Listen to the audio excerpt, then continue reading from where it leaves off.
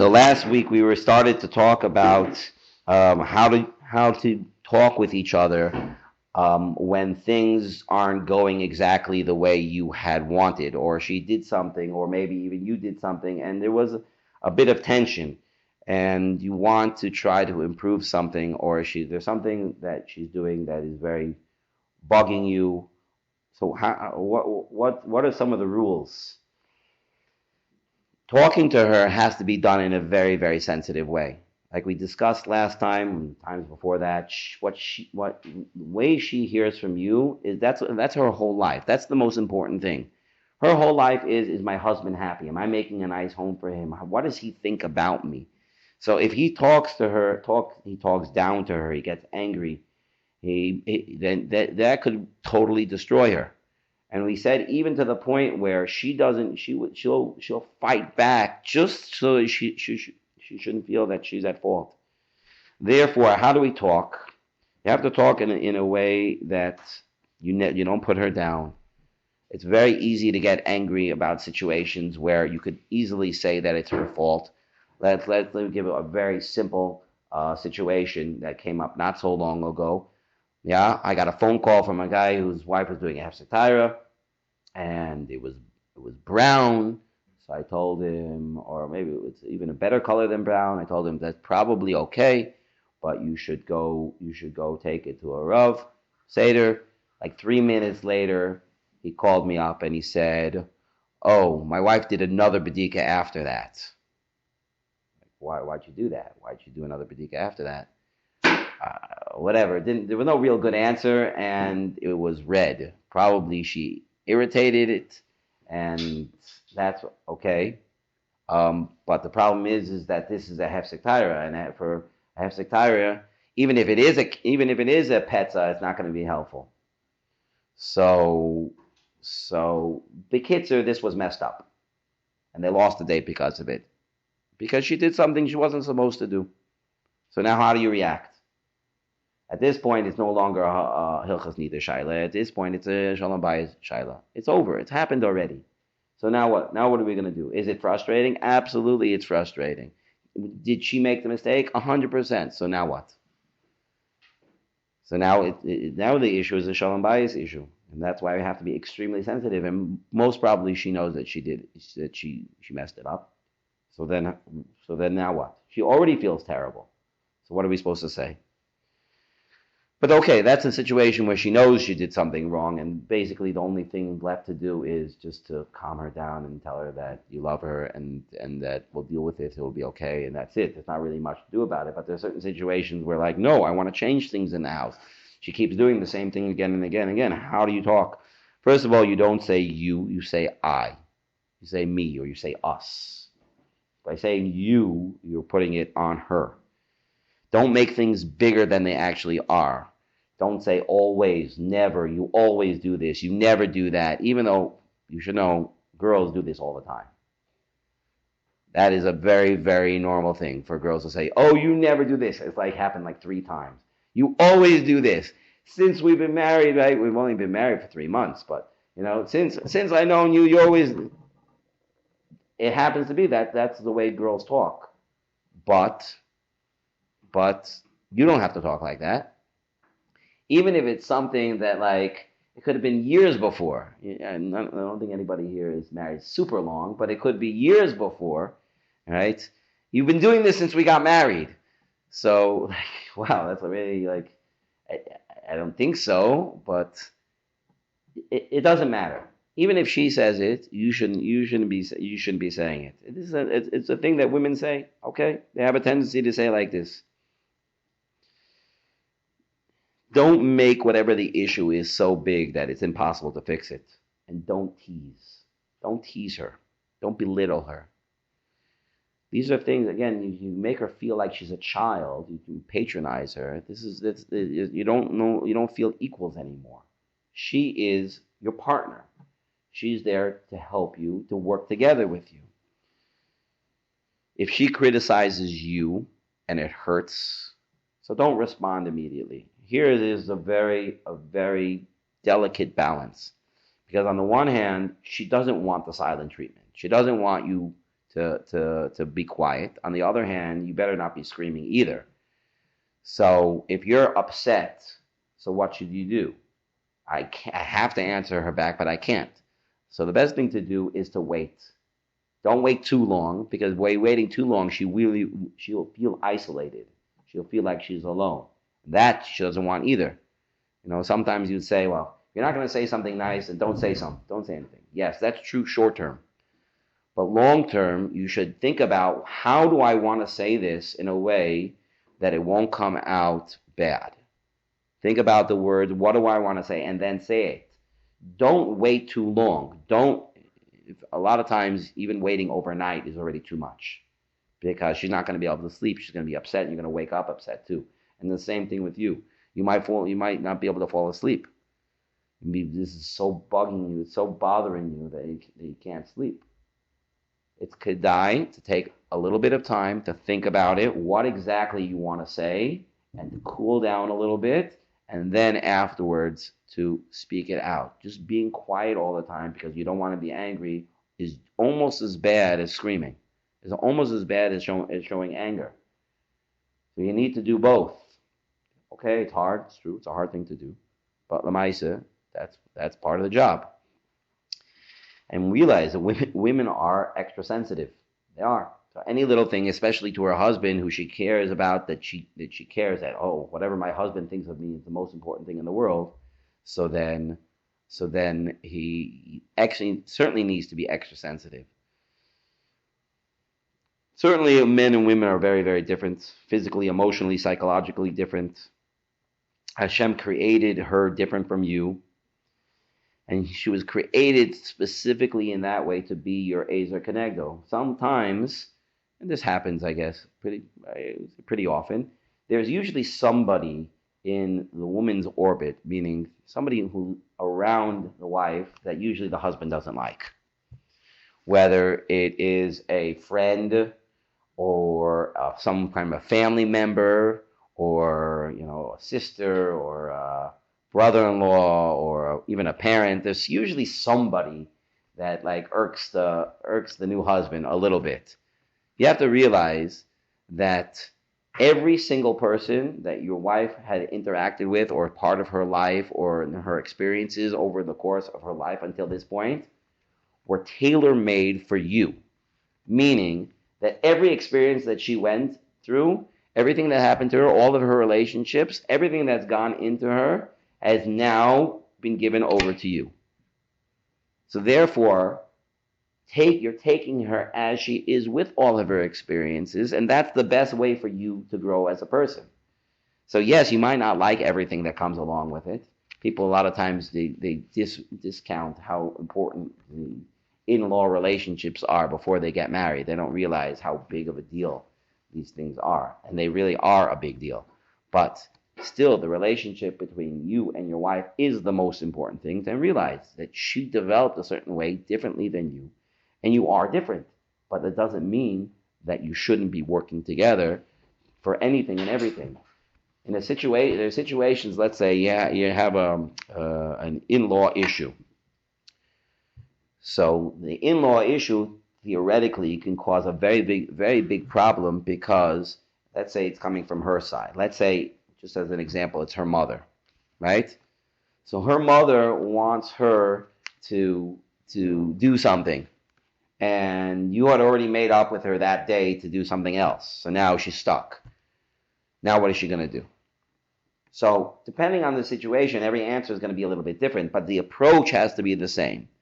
The approach should be, she should not feel that she's being torn between her mother and her husband. That should not be the approach. The approach should be, husband and wife are a team. We are in this together, and we are going to work on a solution together. How exactly we're going to come up to the solution, we'll talk about it. We'll try to work it out. Sometimes we'll have to be mavater. Sometimes we'll have to put our foot down and say, no, we can't do something. Even if an in-law tries to push for it. But the approach always has to be, we are in this together, and we are working as a team together, and that's how we're going to approach every challenge that comes to us. Many times couples have issues that come up because of preconceived ideas that come from the Goyish world. Unfortunately, there's a misunderstanding of a husband's roles and a wife's roles, and each one thinks something else, and there is no sipuk that comes from that. Hopefully, in Torah families, this doesn't exist, at least not so much, but it certainly can when there's a misunderstanding of the husband's role and the wife's role. There could be very, very little sipuk, meaning generally a woman wants to look up to her husband as a leader. That is the natural way. That's the way Hashem created a woman. To look at her husband as a leader, and he should be the leader. He should be acting as the leader. And that's his responsibility. What can happen in a marriage, theoretically, is that maybe he's a little bit weaker, and he doesn't push as much, and she comes from a more, let's say, liberal place, and she's the one who she pushes, and she's the one who's... So what ends up happening over here is there's a bit of a reverse of roles. If there's a bit of a reverse of roles, what ends up happening is that both of them don't have sipuk. She doesn't have sipuk because even though she's leading, but she wants really deep down, she wants her husband to lead. And he doesn't feel sipuk because she's not respecting me, she's not looking up to me, and that's the he totally lost his leadership status, and neither of them ends up where they're supposed to. So keeping away from the secular approach to any of these things is crucial. But what should we do in a situation where this is actually what's happening? So the first thing to do is we have to acknowledge that, wait a second, is this why is this happening? And this could lead to very uncomfortable discussions between the two. Like when he says something like, well, why didn't you let me make this decision? And she said, I wanted you to make the decision, and you didn't. And he says, well, you didn't give me a chance. And she said, oh, I've given you a chance for the last year, and you haven't done it. And you can see these things happening over and over and over again. And it's because, in its basis, it's because of krum hashkafas that have seeped in. These are extreme examples of what should really be something that's much, much more adel, something that's much more natural, and living in a natural way. Even if a man is more subdued, he's more of an adel person. But when it comes to his family, I'm the leader of the home, and I need to be that way, whether it be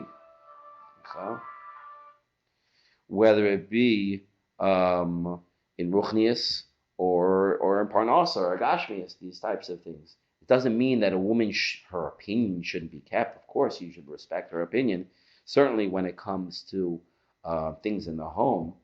But when it comes to secular things, certainly when it comes to things like commercialism and social media, when we're being affected by what everybody else is doing, what everybody else seems to... These things should not be in a home.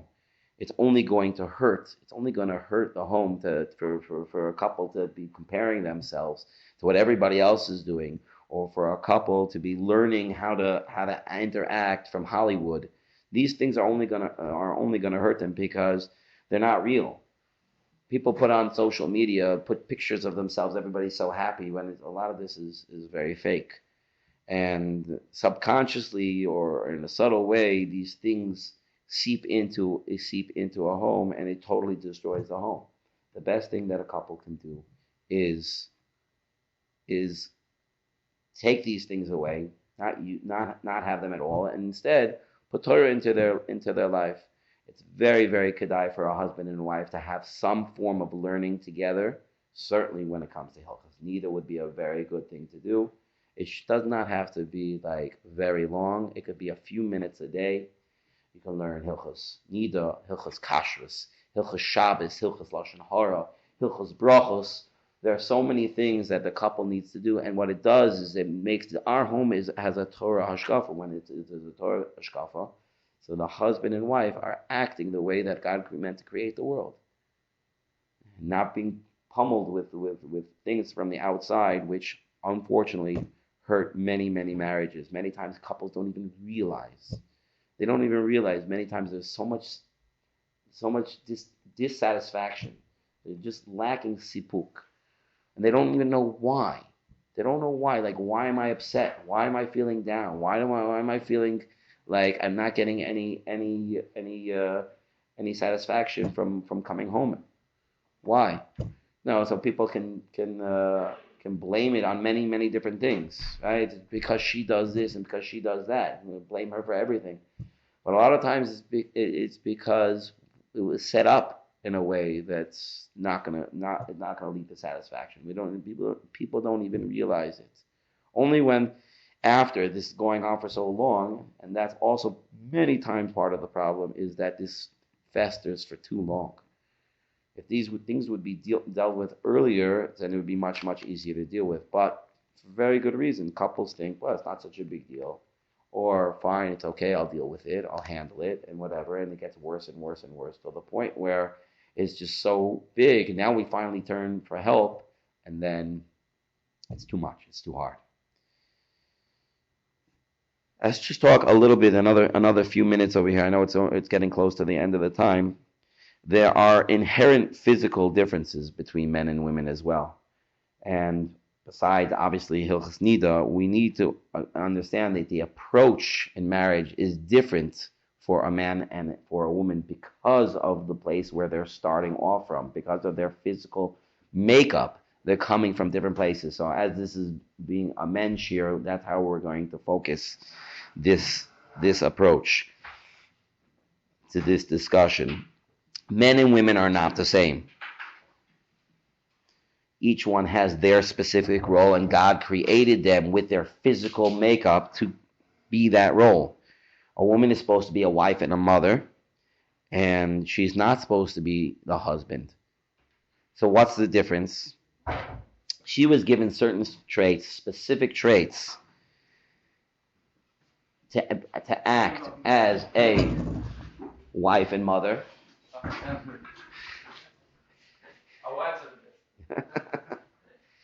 And she was given the hormones for that. She was given the ups and downs, the moodiness, and all these things to be the mother. Because of these hormonal differences, so she could have massive mood swings, whether it's pregnancy or after or during her period. A man doesn't have any of these things. And because of that, a man is more stable. Again, we don't really even know what it means to not be stable. More or less, men are the same way. Yes, you can get sick and whatever, but more or less, the hormones that run the body are stable by a man, which means you wake up every day more or less feeling the same. Yeah, and that lasts for a very long time. What happens to a woman over the course of 1 month will happen to a man not even over the course of 25 years. Right? A man's male hormones usually peak somewhere around age 18, 19, and they slowly taper off throughout his life. Right? It'll start making a difference sometime in his 40s, in his 50s, 60s. So we're talking about his whole lifespan, and it slowly goes down, whereas a woman's hormones go up and down every month like crazy. That means a man is more stable. Because he's more stable, he can deal with the ups and downs because he's the stable one. He's the one who, okay, as long as we expect it, we know it's there. I can be the anchor. I can be the solid one, and I can help her when she's up and down. Mitzvah's oina, which the word literally oina means time. That's what the word means. Mitzvah's oina is on the man. It's not on the woman. And we already know from Toisus and Yevamos that Mitzvah's oina is not only about Tashma Shemitah. It's about giving a wife time, giving her attention the way she needs it at that time. So whether she's up or down, whether she's dealing with this difficulty or that difficulty, whatever it is, that is the way you have to be noyeg with her at that time. Because a man is stable. Because he has that ability to be stable in order to control himself. It says by Avram Avinu that he was told about Sarah, Shema Bikoila, listen to her words. But it's not just listen to Shema Koila, listen to her voice. Shema Bikoila, Listen in her voice. Listen to the nuances, the way she says it. How is the way she's saying it? She might say certain words, but she says it this way, she says it that way. Understand where she's coming from. Mitzvah's oina includes her emotional needs, which we said can change very, very radically. And we know also that in general, men are much more physically oriented and a woman is much more emotionally oriented. It is so important for a woman to feel loved all the time. Chas v'shalom, a woman should never only feel loved when his wife, when her husband can touch her. A woman should never feel that way. That my husband only loves me because he can touch me. That is that's something that could totally kill her. And this is something that during the harchokos, I think we discussed this a little bit, that during the harchokos she might feel like that because she feels distant, she feels pushed away, which is why a man has to be so much more conscious of the way he speaks to her and spends time with her during that time, because it's very, very easy for a woman to feel that way, that, oh, he doesn't really love me, even though it's silly. What do you mean? Why would you think that? Doesn't matter. A man has to put in extra effort. So here we see in the physical makeups of a man and a woman that HaKadosh Baruch Hu created, that a man has this opportunity and potential to bring extra love and extra caring for his wife during the times where it's difficult for her, and he has the stability to do that even in situations where she doesn't, which is why it's on him to do this. Yes, it's true. We need two people over here. But when a woman sees how much her husband loves her, the Stipler says, when a woman sees how much her husband loves her, she's going to give him 10 times. She's going to give back to him. She's going to want to give back to him because she feels that love from him.